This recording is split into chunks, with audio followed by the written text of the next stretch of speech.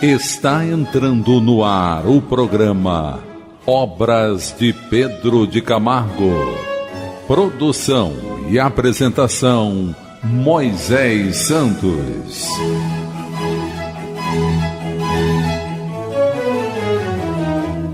Caríssimos ouvintes da Rádio Rio de Janeiro, eu sou Moisés Santos e este é o programa Obras de Pedro de Camargo. Você permanece conectado aqui, meu caro ouvinte, nas ondas fraternas da Rádio Rio de Janeiro. Vamos continuar estudando juntos o Evangelho de Jesus. E Pedro de Camargo, com a sua obra Nas Pegadas do Mestre, vem colaborando conosco para melhor alcançarmos horizontes amplos, limpos, claros, bem definidos, para que não nos permitamos aos excessos, à ilusão, à anestesia de consciência, às fugas espetaculares das sensações. E para tanto precisamos nos qualificar, nos educarmos, extirparmos a ignorância, ou seja, a falta de conhecimento. Como divulgar o Evangelho e viver, meu caro ouvinte, para que possamos cada vez mais trazer os recursos do reino de Deus na plenitude dos nossos corações, das nossas vidas, qualificando então toda a substância do amor de Deus dentro de cada um de nós. Hoje o capítulo é uma pergunta que Pedro de Camargo faz para todos nós. Querer é poder? Ou seja, basta que queiramos para poder? Ele inicia o capítulo dizendo: a sentença supra goza de há muito de foros de provérbio consumado. Em outras palavras, meu caro ouvinte, isso já tem sido discutido muito por muita gente e já chegaram a muitas conclusões. Mas exprimirá de fato uma verdade? Eis a questão. Então Pedro de Camargo está nos convidando à reflexão para podermos avaliar se querer realmente é poder. E ele vem opinar, vem nos oferecer uma sugestão. A nosso ver, empregaríamos o verbo saber em lugar do verbo querer. E diríamos então, saber é poder. É a proposta do autor para que possamos reconfigurar esta condição de causa e consequência. Ele continua: esta máxima é absolutamente verdadeira. Aquele que sabe, pode. Porém, o que ignora, não pode. Ainda que queira, dir-se-á talvez. Mas o querer conduz ao saber, visto como aquele que quer procura aprender para executar. Mas nem sempre sucede assim, e é justamente esse ponto que tencionamos ferir. Então, por conta dessa inaptidão de consequência natural, de que nem sempre tudo o que queremos podemos, Pedro de Camargo vem nos oferecer essa reflexão para então reconsiderarmos. Há muita gente que procura com afinco realizar o seu querer, por este ou aquele meio, desprezando precisamente o processo seguro de êxito, o saber. Daí os fracassos, o desânimo, a descrença e o pessimismo de muitos. Então Pedro de Camargo está nos convidando a considerar que, pelo fato de nem tudo que desejamos, que queremos, podemos, encontramos várias decepções, fracassamos, desanimamos e admitimos a descrença dos nossos conceitos, das nossas convicções e nos permitimos ao pessimismo. O que ele está nos convidando a reconsiderar é o fato de que o saber é a libertação da ignorância, a libertação da grande chaga da alma que trazemos em cada um de nós e que Jesus nos convida a reconsiderar, a bater a porta, mas em seu nome. Vamos buscar as diretrizes libertadoras na doutrina espírita. Diretrizes libertadoras.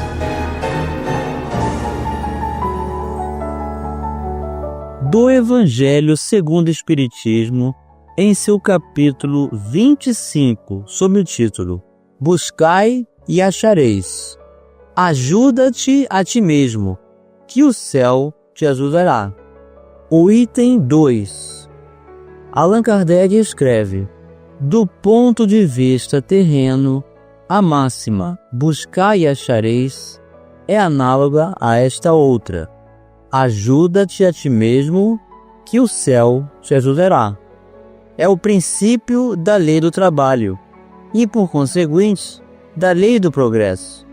Porquanto o progresso é filho do trabalho, visto que esse põe em ação as forças da inteligência. Na infância da humanidade, o homem só aplica a inteligência à cata do alimento, dos meios de se preservar das intempéries e de se defender dos seus inimigos. Deus, porém, lhe deu a mais do que outorgou ao animal, o desejo incessante do melhor. E é esse desejo que o impele à pesquisa dos meios de melhorar a sua posição, que o leva às descobertas, às invenções, ao aperfeiçoamento da ciência, porquanto é a ciência que lhe proporciona o que lhe falta. Pelas suas pesquisas, a inteligência se lhe engrandece, o moral se lhe depura. As necessidades do corpo sucedem às do espírito. Depois do alimento material, precisa ele do alimento espiritual. É assim que o homem passa da selvageria à civilização. Mas bem pouca coisa é imperceptível mesmo, em grande número deles, o progresso que cada um realiza individualmente no curso da vida. Como poderia então progredir a humanidade sem a preexistência e a resistência da alma? Se as almas se fossem todos os dias para não mais voltarem, a humanidade se renovaria incessantemente com os elementos primitivos, tendo de fazer tudo, de aprender tudo. Não haveria nesse caso razão para que o homem se achasse hoje mais adiantado do que nas primeiras idades do mundo, uma vez que a cada nascimento todo o trabalho intelectual teria de recomeçar. Ao contrário, voltando com o progresso que já realizou e adquirindo de cada vez alguma coisa a mais, a alma passa gradualmente da barbárie à civilização material e desta à civilização moral. Então é assim, meu caro ouvinte, é por isso que realmente nós temos que nos desvincular da ignorância, adquirir o saber para nos apropriarmos do progresso. O item 3. Se Deus houvesse isentado do trabalho do corpo o homem, seus membros se teriam atrofiado. Se houvesse isentado do trabalho da inteligência, seu espírito teria permanecido na infância, no estado de instinto animal. Por isso é que ele fez do trabalho uma necessidade. Ele diz: procura e acharás, trabalha e produzirás. Dessa maneira serás filho das tuas obras, terás delas o mérito e serás recompensado de acordo com o que hajas feito. Então nós precisamos agir, precisamos nos qualificar, precisamos estudar, conhecer, para nos libertar então da ignorância e realizar o melhor possível, alcançando esse progresso pelo trabalho, pela perseverança, pelo esforço próprio, a cada um segundo suas obras. E o item 4. Em virtude desse princípio, é que os espíritos não acorrem a poupar o homem ao trabalho das pesquisas, trazendo-lhe já feitas, prontas a ser utilizadas, descobertas e invenções, de modo a não ter ele mais do que tomar o que lhe ponham nas mãos, sem o incômodo sequer de abaixar-se para apanhar, nem mesmo o de pensar. Então os espíritos superiores não fazem assim. Eles não nos dão as coisas prontas. Eles nos convidam à reflexão, nos apontam recursos e diretrizes, para que com o próprio esforço a sabedoria seja desenvolvida a partir do foco e interesse e uso da vontade que estabeleçamos para alcançar então o poder. Se assim fosse, o mais preguiçoso poderia enriquecer-se e o mais ignorante tornar-se sábio à custa de nada, e ambos se atribuírem o mérito do que não fizeram. Não, os espíritos não vêm isentar o homem da lei do trabalho, vêm unicamente mostrar-lhe a meta que lhe cumpre atingir e o caminho que ela conduz, dizendo-me: anda e chegarás, toparás com pedras, olha e afastas tu mesmo, nós te daremos a força necessária se a quiseres empregar. E Pedro de Camargo continua: Jesus apresentou-se ao mundo no caráter de mestre e, como tal, teve discípulos. Sua missão é educadora. Remir é educar. Remir, meu caro ouvinte, quer dizer libertar. Os que são por ele ensinados alcançam, por tal meio, a redenção. A Igreja de Jesus é uma escola. Ser cristão é matricular-se nessa escola, é tornar-se discípulo de Jesus e aprender com ele a ciência do bem e da verdade. Instruí-vos, moralizai-vos. Tal é o lema que se deveria gravar no pórtico dos modernos templos cristãos. Pedis e não recebeis porque não sabeis pedir, disse o Mestre. Vamos continuar estudando o capítulo Querer é Poder, já no próximo bloco.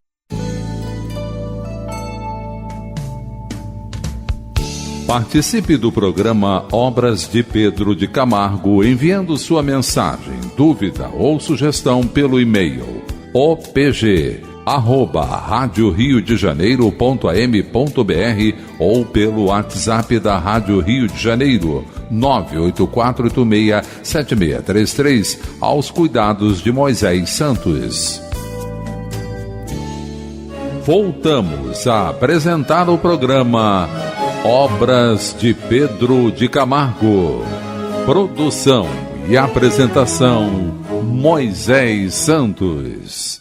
Caríssimos ouvintes da Rádio Rio de Janeiro, voltamos agora para o segundo bloco do nosso programa de hoje, em que estamos dando continuidade à obra Nas Pegadas do Mestre. O autor é Pedro de Camargo e a editora da Federação Espírita Brasileira. Com os estudos dos capítulos dessa obra, nós abordamos as bases do Pentateuco kardeciano para nos estabelecermos sempre essa condição de segurança e de entendimento, clareando cada vez mais o Evangelho de Jesus. O capítulo é Querer é Poder? Meu caro ouvinte, você já quis algo, muito mesmo, pediu a Deus, mas não recebeu exatamente o que queria? Será que estamos pedindo em nome do mundo ou em nome de Jesus?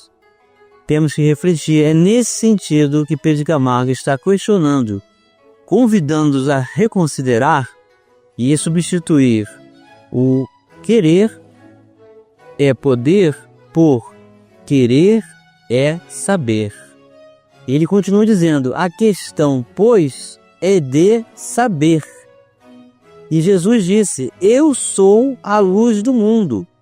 Acrescentou: quem me segue não andará em trevas.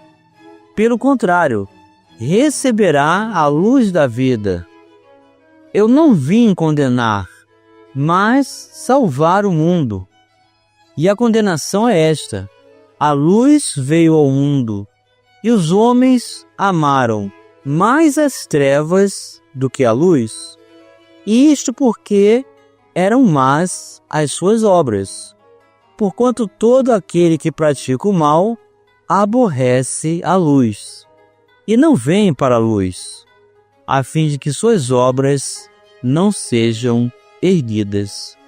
Vamos elucidar este verso. Elucidando o verso. Então é assim, meu caro ouvinte, nós somos mais carnais, mais materiais do que espirituais. E como os Espíritos dizem, estamos mais próximos do ponto de partida do que da meta a ser alcançada. Mas o que os Espíritos nos dizem sobre a origem de todas essas condições de inaptidões do Espírito? Em outras palavras, chaga da humanidade. O Livro dos Espíritos, da perfeição moral. Subtítulo: o egoísmo.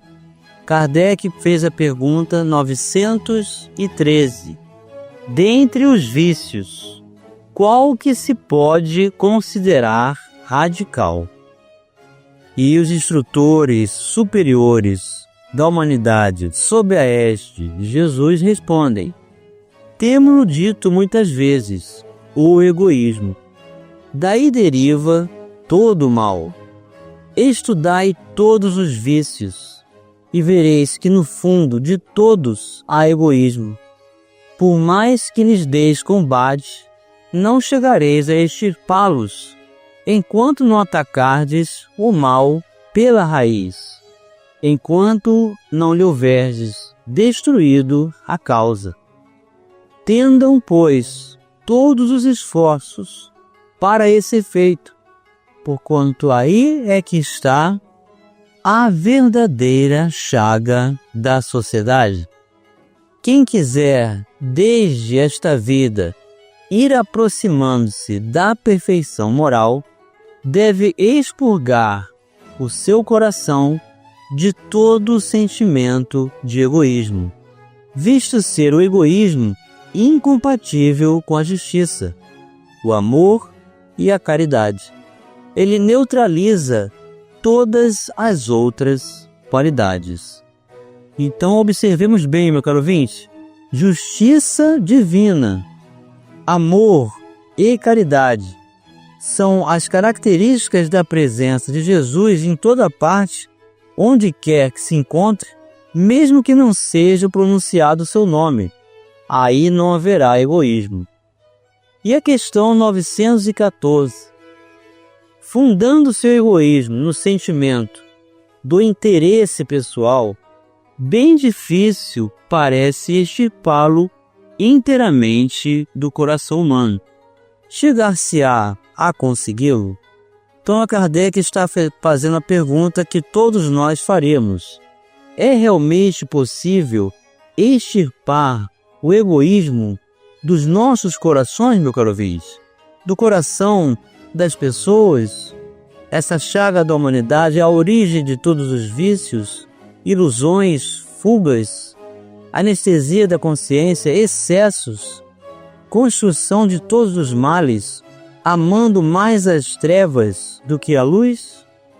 Os Espíritos responderam: à medida que os homens se instruem acerca das coisas espirituais, olha aí o ponto, a questão da extirpação da ignorância. Quanto mais estudarmos, quanto mais conhecermos, quanto mais aprendemos a sentir os valores do bem e aplicá-los em esforços das nossas vidas, maior será o processo de alcance de maturidade e educação do espírito, desde que menos valor vamos dar às coisas materiais. Depois necessário é que se reformem as instituições humanas, que o entretêm e excitam. Isso depende da educação. Então os espíritos incessantemente nos apontam o egoísmo como essa grande origem de todos os vícios e aponta a educação do espírito como sendo os recursos de libertação de todos os males. E o Evangelho é esse processo natural em que possamos estabelecer o concurso para nos apropriarmos das suas diretrizes e amarmos mais o bem do que o mal. E a questão 915.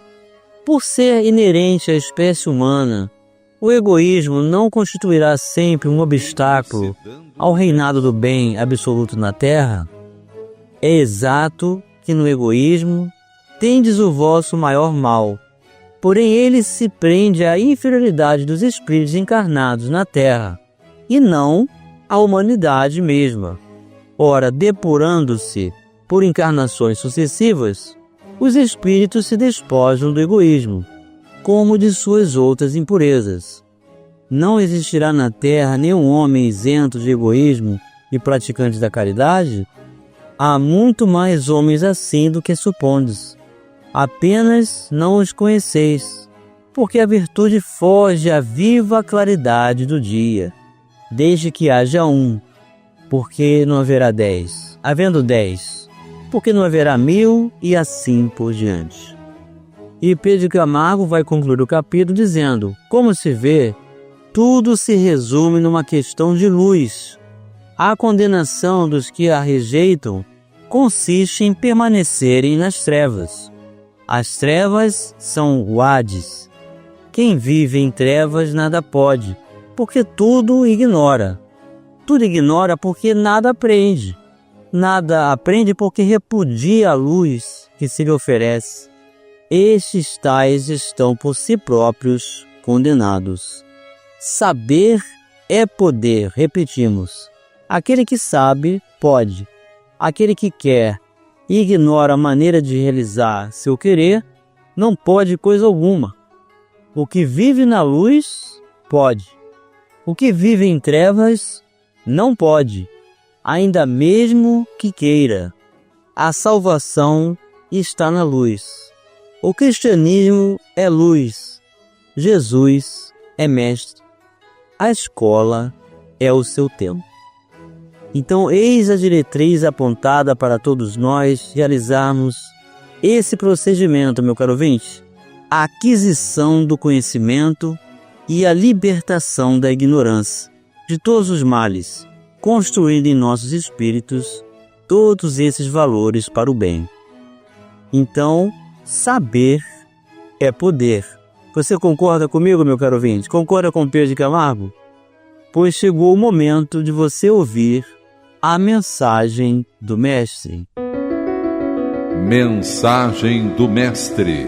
Pedi e se vos dará.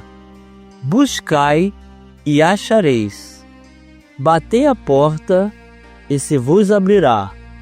Porquanto quem pede, recebe, e quem procura, acha. E aquele que bate a porta, abrir-se-á. Qual homem dentre vós que dá uma pedra ao filho que lhe pede pão? Ou se pedir um peixe, dá-lhe-á uma serpente? Ora, se sendo maus como sois, sabeis dar boas coisas aos vossos filhos, não é lógico que, com mais forte razão, vosso Pai, que está nos céus, dê os bens verdadeiros aos que lhe os pedirem. Evangelho de Jesus segundo Mateus, capítulo 7, versículos 7 a 11. Então trata-se dos bens verdadeiros, pois o verdadeiro patrimônio, aquilo que realmente possuímos e que ninguém pode retirar de nós, meu caro ouvinte, são os tesouros dos céus, ou seja, as virtudes. Então, a partir da permissão natural do nosso sentimento à crença, vamos construir a convicção. Da convicção, o sentimento de fé, pois a fé é a mãe de todas as virtudes. E extirpando o egoísmo dos nossos corações, vamos poder viver cada vez melhor com o Evangelho de Jesus em nossas vidas, hoje e sempre, meu caro ouvinte. Um grande abraço e até o próximo programa. Você ouviu o programa Obras de Pedro de Camargo. Produção e apresentação, Moisés Santos.